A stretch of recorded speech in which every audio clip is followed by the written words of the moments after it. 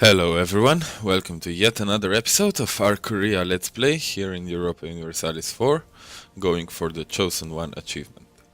Our country is, to say the least, in a bit of a turmoil. We have -2 stability because we were in a disaster caused by the clergy, or no, the nobles.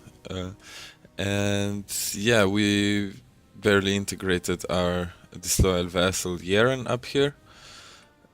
Now we need to stabilize our country a little bit while we expand via colonization mostly. So currently our colonist is up here, and also we have another colonist coming once we complete exploration ideas. Not really complete, but once we take this idea, that I will try to rush a little bit now. Our income is also pretty rough, in a rough shape. So I was thinking about attacking Buryatia here. They have a gold mine. That would be really nice. But we also have one rebel stack up here. So I'm not really sure that I want to go to war immediately. Let's stabilize a little bit. Also, we have some overextension, 50% actually. So we are waiting for that before we buy up our stability. So yeah, let's unpause and let's get right into this. We are sending an army to the north, I think, to deal with the rebels. Yes, it's here. So we should disembark, I guess, here. Any river crossings? I don't see.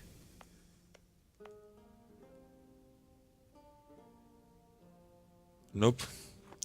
So we'll just get the negative penalty because of the forest. Let's increase maintenance and face a rough deficit. Lost a claim. That's alright. It was this province that is the core of our vassal, so that's nice. Gain the core. So Yan separatists in Beijing are about to fire. Let's get our army into position here.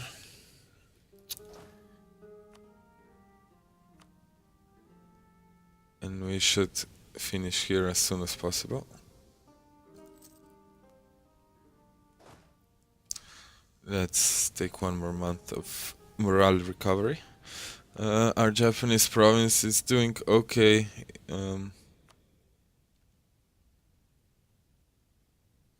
I will state it because it's a center of trade. We have really good tolerance. If push comes to shove, I may increase autonomy actually. I really don't want rebellions here in Japan.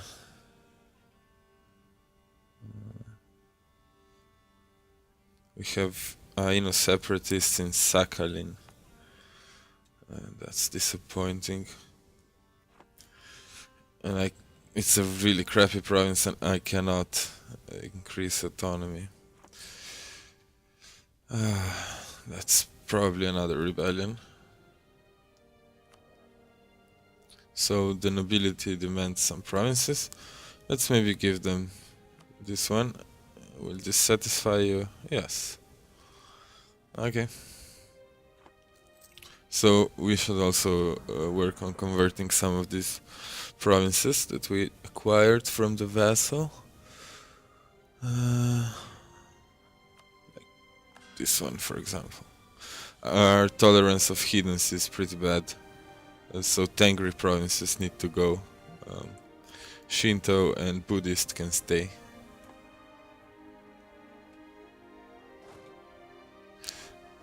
Okay, let's go. Let's do this. And here we go. A revolt in Beijing. Not that big.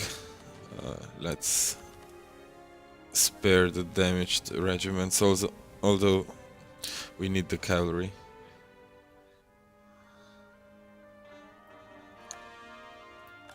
We have our 5 shock leader here, 10% infantry combat ability. We will be flanking. We have no cannons, but that's alright. Where are our cannons, actually? Huh? This is the colonizing army. So all of our cannons are up there in the north.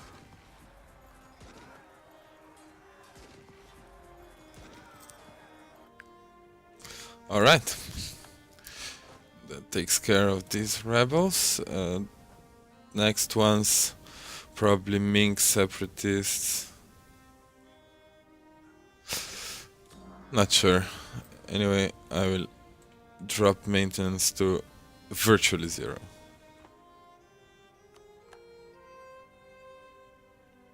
Japan's vassals are fabricating.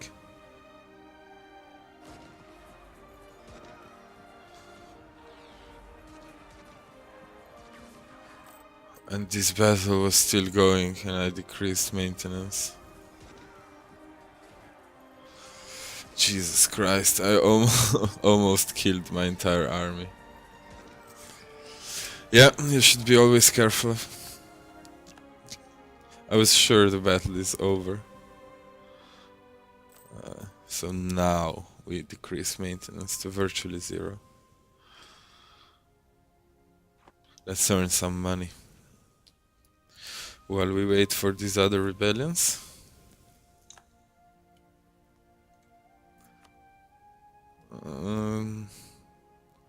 So the Varayana fate is expanding here a little bit, I think.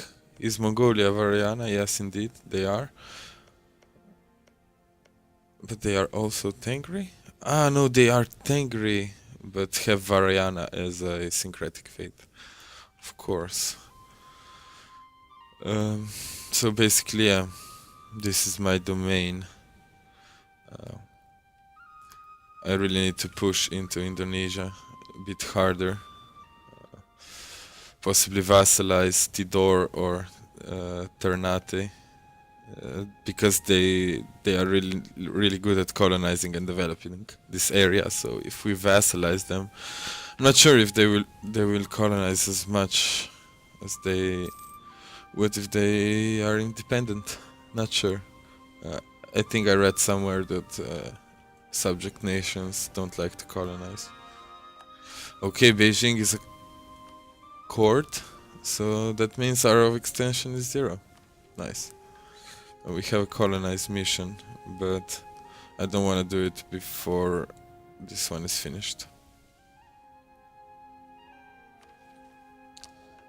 Our monarch point gain is insane, thanks to our amazing ruler. Let's hire this advisor. So we are close to reaching, dropping below 50 power projection. So maybe attacking Japan is our next move. The truce is up in 4 years, so we should definitely start fabricating. I am already fabricating on Yan, and I think I fabricated enough. I mean, so we don't need that. I'm fabricating on this tribe up here because they have a nice copper province, and I will use this army to conquer them fairly soon. Yes, of course, I will take a loan for these nice permanent modifiers. Thank you. So far we have 2 loans. I guess we're taking the 3rd, but we can we? No, we cannot. I thought we would be able to repay 1. But no, but I think it's worth it. -1 unrest and -5% stability cost, since we are required to buy stability now.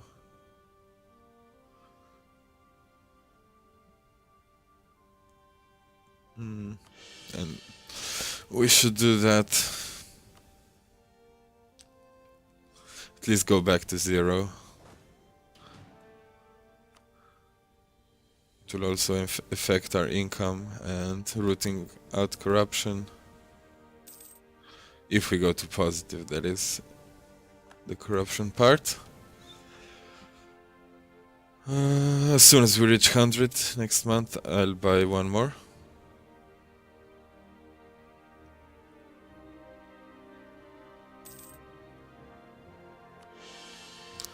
And here we are back to 0. We are able to take military tech ahead of time, but we won't. We can, for example, spend a few military points here in our province where we are trying to buy colonialism.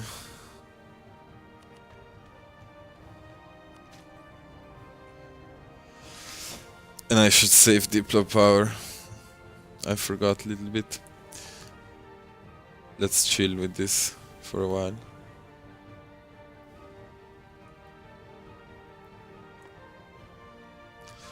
We were hoping to spawn colonialism, but it didn't happen, sadly. So now clergy is disloyal. Let's grant them a province with huge autonomy. For example, this one.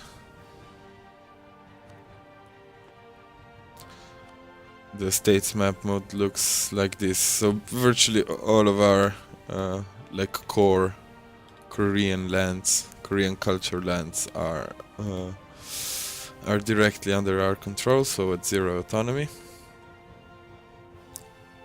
Mostly. This one has some autonomy. We could decrease that easily. We could even decrease that, and I think we will. I think it's very much worth it.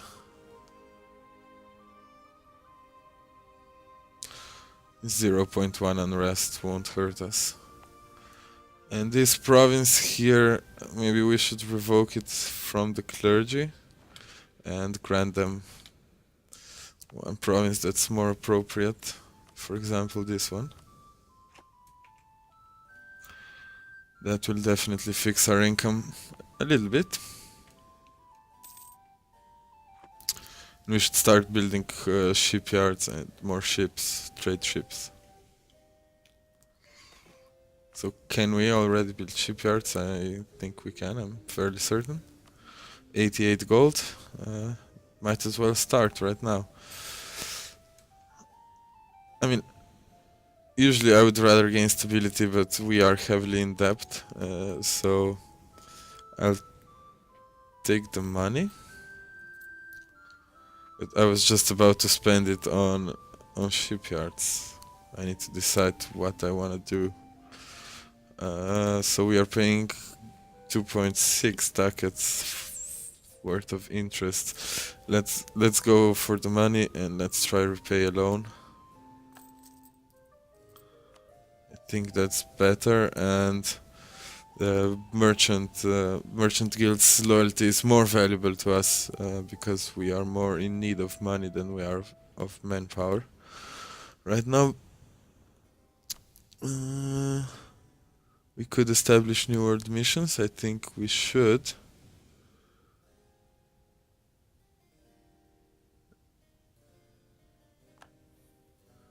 Nothing to do with the merchant guilds. Maybe demand Diplo power. Yeah, sure. I think we can survive a few months of negative loyalty. 150 Diplo points. Well worth it, since we are pursuing exploration ideas. 10% production efficiency, also pretty good. Since I think production is quite a sizable chunk of our income, because all of the Chinaware here. Workshop.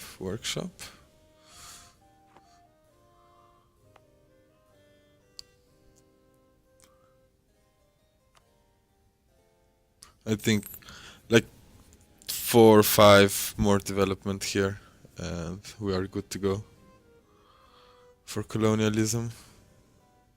And it won't spread anywhere. I'm pretty certain. And even if it will, Japan, we were conquering Japan in 3 years. So did our vassal fabricate on Japan? Mm, diplomatic. Yep, yep. He's fabricating like crazy. Let's improve relations with our free diplomat. Maybe even do a royal marriage. Why not? His leader is also pretty good.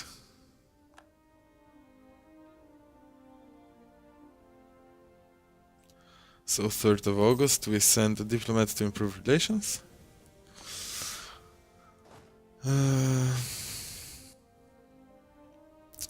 We have the manpower to reinforce this.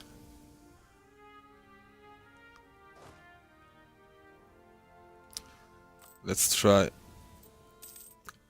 going for maintenance for a few months and attacking this one province miner up here before they migrate away from the nice copper province to a crappy naval supplies or something. Or fish. Although fish is not really a possible migration target for them.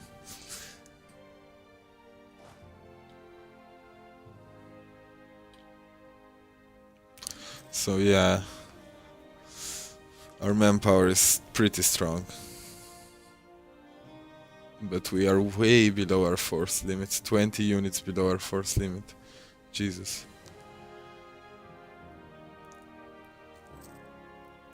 We could certainly train a few more regiments up here.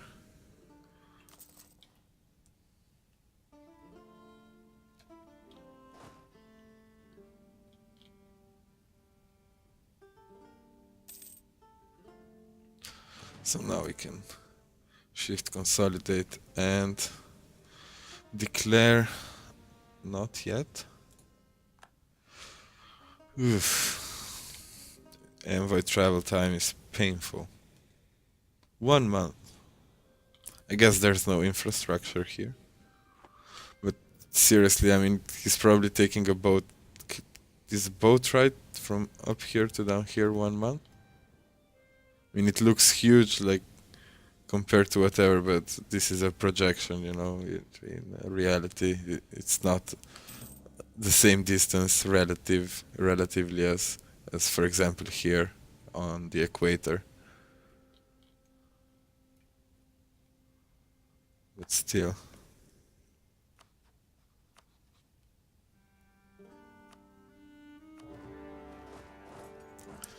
Okay, let's jump right on them. Okay, our colony is done. Amazing. So now I think we probably should do the mission. And the mission is for Bicol, if I'm correct. So let's also transfer our colony guard. We can rename.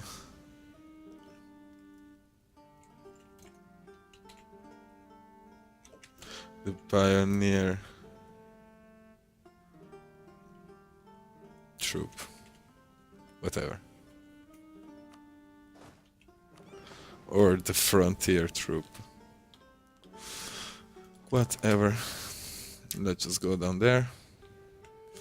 Our colonist is on his way.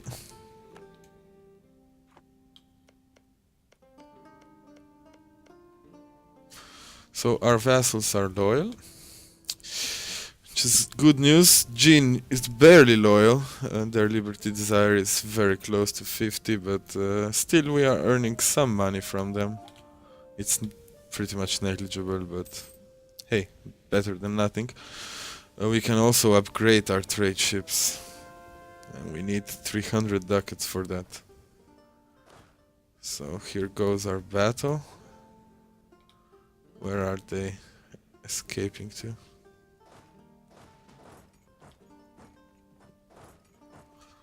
So maybe let's do that.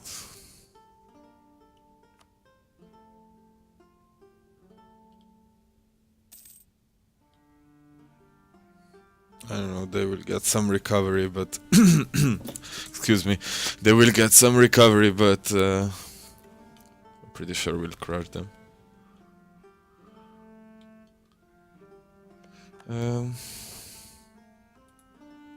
Alright, this leader has some siege value, so let's use that.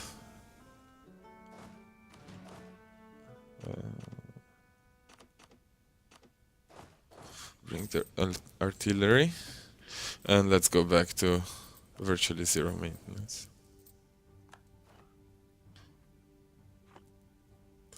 And with that, I will conclude this episode, since we are 20 minutes right now. I'll try to keep it closer to 20 minutes. In last recording session I went over in the last two episodes. One was even 27 minutes long, I think, which is too much. I think 20 minutes is the optimal time. I would even go with the shorter episodes, but I think it's the perfect trade-off between length and content. So yeah, thanks for watching, everyone. We are expanding in every possible direction right now, and yeah, getting our country together, buying some colonialism, and so on. So let's see if we can achieve the Pacific Empire status that we are aiming for. Thanks for watching, and see you tomorrow. Bye bye.